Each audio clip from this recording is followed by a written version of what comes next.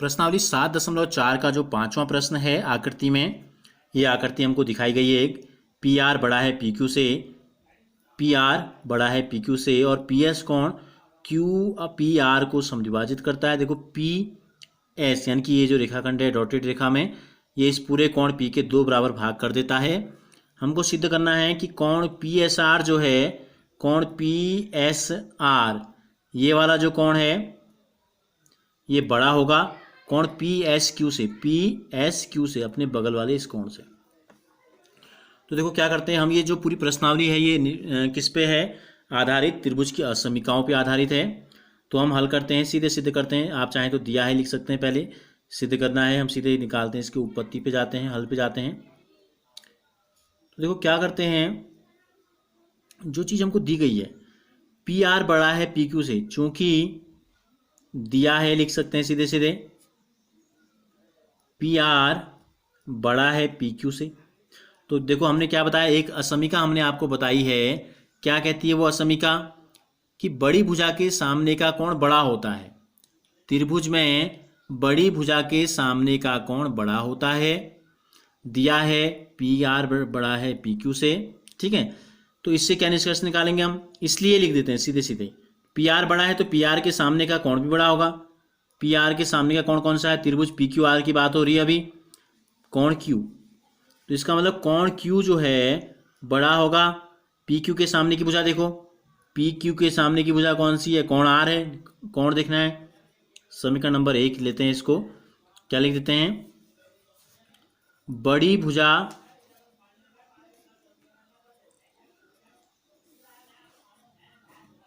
के सम्मुख कोण, बड़ी भुजा का सामने का कोण लिख सकते हैं। ठीक है, अब हमको ये पता चल गया कि कोण क्यू जो है, ये कोण क्यू जो है ये बड़ा है कोण आर से। और दूसरी चीज हमको दी गई है, देखो क्या है, पी एस जो है ये समद्विभाजित करता है कोण पी को, इसलिए हम लिख सकते हैं कोण ये वाला कोण क्यू पी एस, कोण क्यू पी एस बराबर है कोण ये वाला कोण क्या है, आर पी एस। समीकरण नंबर 2 लेते हैं इसको, क्यों है, चूंकि हमको दिया है कि पी एस कोण पी को समद्विभाजित करता है। तो समद्विभाजित, समद्विभाजित का अर्थ होता है 2 बराबर भागों में बांटना। तो कौन पी एस, देखो पी एस कौन है, देखो पी से लेकर एस तक की जो भुजा है इसने इस पूरे कोण पी के 2 बराबर भाग कर दिए, एक ये है एक ये है। तो हमने क्या किया, हमने इन दोनों भागों को बराबर ले लिया यहाँ पर। ठीक हो गया। अब हम क्या करते हैं, देखो समीकरण नंबर 1 जो है इसमें क्या करते हैं हम, ये को जोड़ देते हैं। देखो हमारे पास एक कोण क्यू है और इस तरफ कोण आर है, तो हम क्या करते हैं, क्यू में ये जोड़ देते हैं और आर में ये जोड़ देते हैं, या ये दोनों बराबर हैं तो दोनों में से कोई एक कोण जोड़ देते हैं। समीकरण 1 में, समीकरण 1 में दोनों पक्षों में, दोनों पक्षों में यानी कि दोनों तरफ कोई एक कोण, इन दोनों में से कोई एक कोण यानी कोण आर पी एस ही ले लो, जोड़ने पर क्या होगा, एक कोण पता है, एक जोड़ देंगे तो बचेगा तीसरा, ये हमको इन दोनों में हमको संबंध बताना है। तो क्या हो जाएगा, कोण क्यू धन कोण आर पी एस,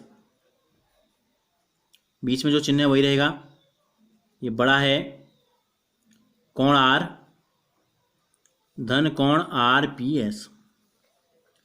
अब मैं यहाँ आपको बताता हूँ, तो इन दोनों त्रिभुजों को छोटा करके यहाँ देख लेते हैं। एक त्रिभुज ये है और एक त्रिभुज ये है, ये है कोण Q और ये है कोण R। ठीक है, ये जो हमने जोड़ा दोनों में, ये आर पी एस, पी ले लो बीच में, चलो दोनों को क्या ले लेते हैं, पी ले लेते हैं। तो ये Q हो गया, ये P हो गया, और ये कोण दोनों का एस एस है जो हमको बताना है, जिन दोनों में हमको संबंध बताना है ये है।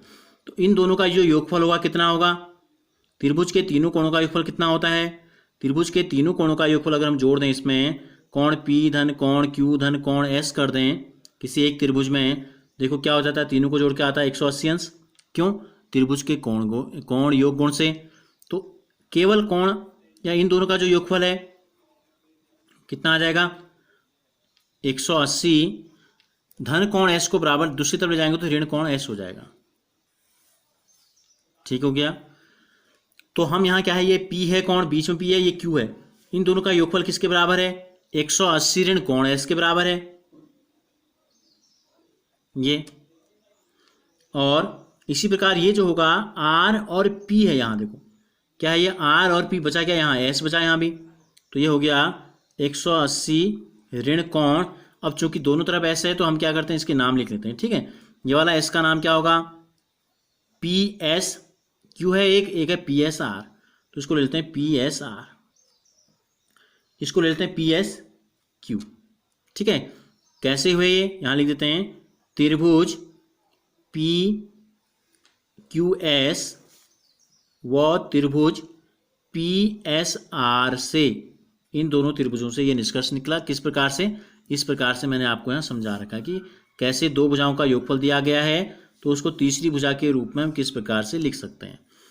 अब क्या करते हैं, देखो दोनों पक्षों में 180 है तो 180 से 180 कट जाएगा, दोनों पक्षों में सेम है, तो क्या बचा, दोनों तरफ ऋण भी आ रहा है। हमको सिद्ध क्या करना है, हमको सिद्ध करना है PSR बड़ा है, PSR बड़ा है PSQ के हमको। तो हम क्या करते हैं, देखो 180 से 180 सीधे काट सकते हैं इस प्रकार से। ठीक हो गया। अब क्या बचा, ध्यान से देखेंगे, PSQ बड़ा है ऋण PSR के, लेकिन हमको जो सिद्ध करना है वो क्या है, धनात्मक में दी है, वो संख्याएं दी गई है धनात्मक में, तो क्या करते हैं, दोनों का पक्षांतर कर देते हैं। क्या करते हैं, दोनों का पक्षांतर। ऋण PSR यहाँ आ जाएगा तो हो जाएगा धन PSR, बीच का चिन्ह बड़ा वही रहेगा, बड़ा है, और ऋण वाली यहाँ जाएगी तो ये हो जाएगी धन में। तो क्या आ गया, देखो PSR, ये कोण है, आगे से कोण लगा देते हैं इनके, कोण PSR बड़ा है कोण PSQ से। सिद्ध क्या करना था, फिर एक बार देख लो, कोण PSR बड़ा है कोण PSQ से, तो ये हमको जो है सिद्ध हो गया।